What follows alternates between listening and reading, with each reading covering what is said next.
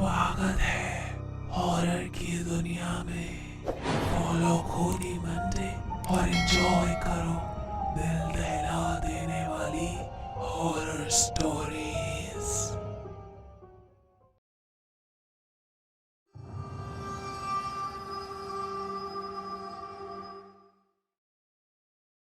Republic Day ghost story. हर साल 26 जनवरी को पूरे भारत में गणतंत्र दिवस यानी रिपब्लिक डे मनाया जाता है। इस नेशनल हॉलिडे के दिन सुबह राजघाट पर एक बहुत बड़ी परेड होती है और कई स्कूल्स कॉलेजेस में सेलिब्रेशन भी की जाती है।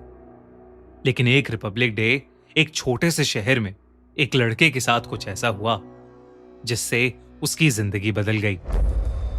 ये कहानी 1990 की है और ये एक सच्ची घटना पर आधारित है।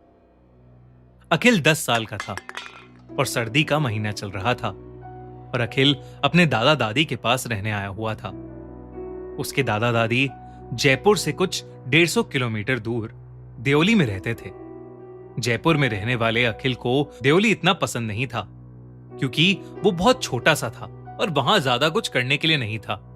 पर अपने दादा दादी का लाड प्यार अखिल को हर सर्दियों की छुट्टियों में उनके घर खींच लाता था।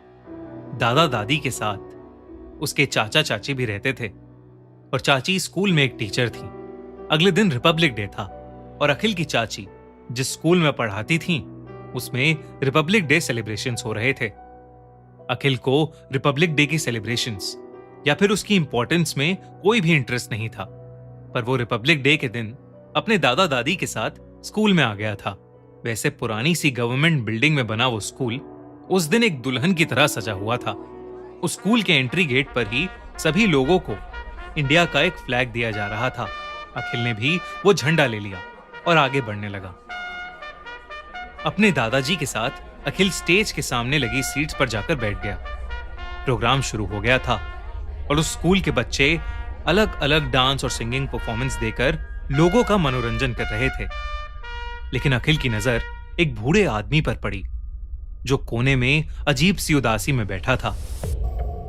अखिल ने उन्हें ध्यान से देखने की कोशिश की तो सूरज की रोशनी से उनकी छाती पर कुछ चमक रहा था। वो ऐसे चमक रहा था कि उसकी वजह से अखिल उनकी शक्ल ठीक से नहीं देख पा रहा था। अखिल के दिमाग में पता नहीं ऐसा क्या आया। वो उठकर उस बूढ़े आदमी के पास चला गया और उन्हीं के साथ बैठ गया। पास बैठकर उसने देखा कि वो चमक उनके सीने पर लगे मेडल से आ रही थी।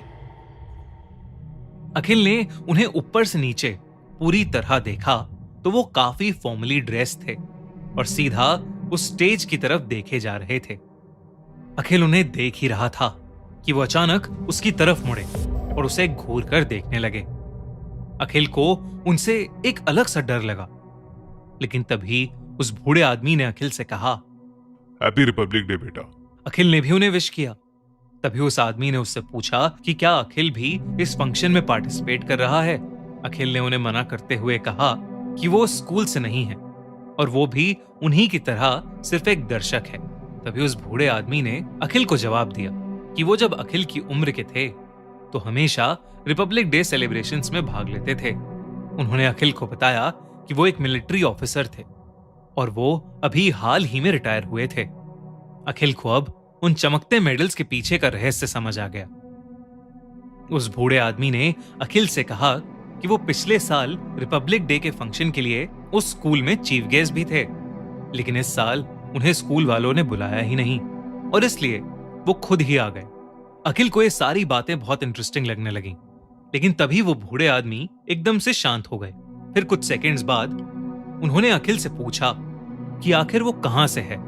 अखिल ने बड़े ही उत्साह के साथ कहा कि वो राजस्थान से है, लेकिन उस बूढ़े आदमी ने अखिल से कुछ अजीब सा पूछा। उसने अखिल से पूछा, राजस्थान से या इंडिया से? अखिल कुछ समझा नहीं। अखिल को उनका यह सवाल समझ नहीं आया। तभी उस बूढ़े आदमी ने तेज आवाज में कहा, I am Captain Jaisingh from India. उनकी आवाज से अखिल के रोंगटे खड़े हो गए। उन्होंने कहा कि हम सभी पूरे देश में धर्म, जात, राज्य और न जाने कितनी चीजों पर भेदभाव करते हैं, जबकि हम सभी की सिर्फ एक ही पहचान होनी चाहिए, इंडियन, यानी भारतीय। अखिल जो पहले इन सब बातों के बारे में कभी नहीं सोचता था, अब उसके मन में इंडिया और इंडियन आर्मी के लिए एक नई रिस्पेक्ट जाग रही थी। अखिल और जय सिंह काफी समय तक बातें करते रहे। कुछ ही देर में फंक्शन की आखिरी परफॉर्मेंस भी खत्म हो गई। अखिल चाहता था कि उसके दादा भी कैप्टन जय सिंह से मिल पाएं, इसलिए वो अपने दादा को बुलाने के लिए अपनी सीट पर वापस गया। वो अपने दादाजी को लेकर जब तक कैप्टन के पास आया, तब तक कैप्टन वहां से जा चुके थे। अब उस सीट पर कोई नहीं बैठा था। अखिल ने जगह जगह उन्हें ढूंढने की कोशिश की, पर वो उसे कहीं नहीं मिले। अखिल के दादा पहले ही उससे थोड़ा गुस्से में थे, क्योंकि वो पूरे फंक्शन में गायब था, इसलिए उन्हें अखिल की बात झूठी लग रही थी। पर जैसे ही अखिल ने बताया कि जिनसे वो मिला उनका नाम कैप्टन जय सिंह है, तो अखिल के दादा एकदम से शांत हो गए।